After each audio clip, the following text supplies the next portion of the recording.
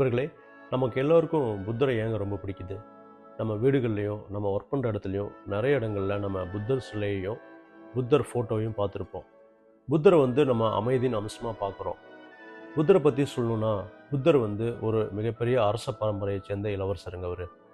அவருக்கு துன்பம்னா என்னன்னே தெரியாமல் அவங்க பெற்றோர் அவரை வளர்த்திருப்பாங்க. புத்தருக்கு திருமணமாகி ஒரு குழந்தையும் இருந்தது. ஆனாலும் புத்தருக்கு எதையோ ஒரு ஒரு ஒரு தேடல் இருந்துகிட்டே இருக்குது வாழ்க்கையை பற்றி. ஒரு நாள் அவர் அரண்மனையிலேருந்து சில விஷயங்கள் பார்க்குறாரு. ஒரு நாள் ஒரு வயதான முதியவர் சாலையில் நடக்க முடியாமல் நடந்து போயிட்டுருக்காரு. அப்புறம் ஒரு நாள் ஒரு இறந்த மனிதனின் சவ உருவத்தை பார்க்குறாரு. இந்த 2, 3 விஷயங்கள் அவர் மனதை ரொம்ப பாதிக்குது. அப்போ ஒரு நாள் இதுக்கெல்லாம் என்ன காரணம், ஏன் இந்த மனிதர்கள்லாம் கஷ்டப்படுறாங்க அப்படிங்கிறதுக்காக விடையை தேடி யார்கிட்டையும் சொல்லாமல் ஒரு நாள் அவர் அரண்மனை விட்டு வெளியே போயிடுறாரு.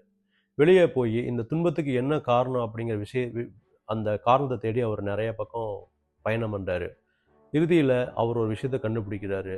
அதுதான் ஆசையே துன்பத்துக்கு காரணம் அப்படிங்கிற ஒரு விஷயம். ஆசையே துன்பத்துக்கு காரணம் அப்படின்னா, மனிதன் தேவையற்ற பொருள்கள் மேலே ஆசைப்படாமல் இருந்தாவே துன்பப்படாமல் இருக்கலாம் அப்படிங்கிற ஒரு விஷயந்தான். வாழ்க்கையில் ஆசை தேவை தான்.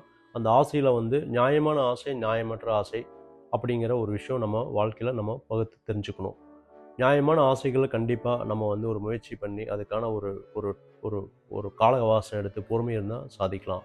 தேவையற்ற பொருட்கள் மேலே ஆசைப்பட்டோன்னா துன்பம் தான் நமக்கு மிச்சம் அப்படிங்கிறது தான் அந்த புத்தர் நம்ம சொன்ன வாழ்க்கையில் நம்ம தெரிஞ்சுக்கிற விஷயம். இந்த வீடியோ கண்டிப்பாக உங்களுக்கு பிடிச்சிருக்கும். மறக்காமல் லைக் பண்ணுங்கள், ஷேர் பண்ணுங்கள், சப்ஸ்கிரைப் பண்ணுங்கள். மறக்காமல் பெல் நோட்டிஃபிகேஷன் தட்டுங்க. அப்போ தான் நான் போடுற வீடியோ உங்களுக்கு ரீச் ஆகும். இந்த வீடியோவை பார்த்தவங்க எல்லாருக்கும் ரொம்ப நன்றிங்க. அடுத்த வாரம் இதே மாதிரி ஒரு நல்ல வீடியோவில் உங்களை சந்திக்கும் வரை உங்களிடமிருந்து விடைபெறுவது சக்தி.